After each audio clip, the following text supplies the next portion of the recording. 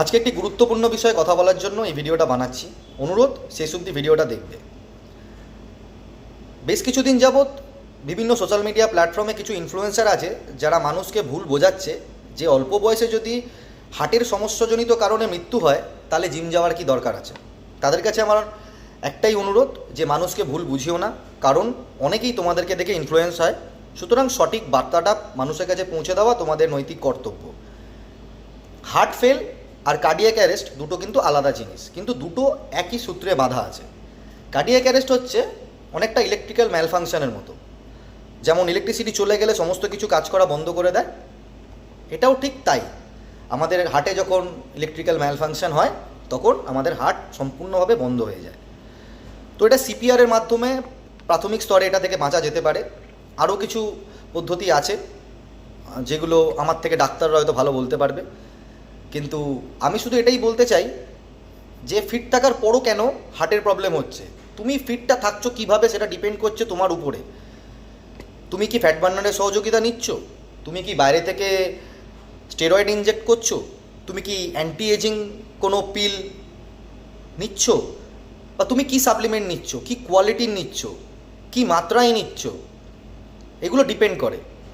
যেমন অনেক সাপ্লিমেন্ট নিলে পরে তুমি অ্যালকোহল কনজিউম করতে পারো না, কিন্তু তারপরও মানুষে নেয়। সবার ক্ষতি হয় না, কিন্তু যার হয় সে আর ফিরে আসে না। এই ফ্যাট বার্নার নিলে পরে আমার যেমন শরীরের ফ্যাট মাসেল সব লস হচ্ছে, ঠিক সে কিন্তু হার্টে গিয়েও এফেক্টটা করছে ঠিক সমানভাবে। একটু রিসার্চ করলে দেখতে পাবে হার্টের মাসেল যখন থিন হয়ে যায় তখন এই কার্ডিয়াক অ্যারেস্টের সম্ভাবনা বেড়ে যায়। তো খুব সচেতনভাবে এই ফ্যাট বার্নারের ব্যবহার করো। নেক্সট রইল বাইরে থেকে ইনজেক্টেবল স্টেরয়েড।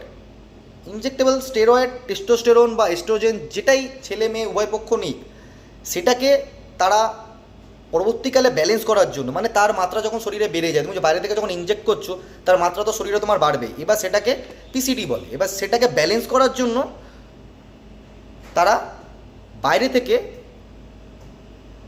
অপোজিট সেক্সের হরমোন নিতে শুরু করে, যেমন ছেলেরা মেয়েদের নেয়, মেয়েরা আবার ছেলেদের নেয়। এটা খুবই ক্ষতিকারক। ছেলেরা তো যারা নতুন নতুন জিম করছে বা সস্তা স্টেরয়েড নিচ্ছে, তারা তো কৃত্রিমভাবে তৈরি করে যে ওষুধ মেয়েদের শরীরে ডিম্বাণু, সেই ওষুধ নিয়ে তারা তাদের শরীরে টেস্টোস্টেরনের ব্যালেন্স করছে। এটা কতটা ক্ষতিকারক। এটা কি তোমার হার্টে, তোমার লিভারে কোথাও এটার এফেক্ট ফেলছে না? তারপরে তোমার যখন শারীরিক প্রবলেম হবে তখন তুমি বলবে যে আমি জিমে গেছিলাম, আমার কিছু হলো না, আমি তারপরও আমার শরীরে ক্ষতি হয়ে গেল। কিন্তু না,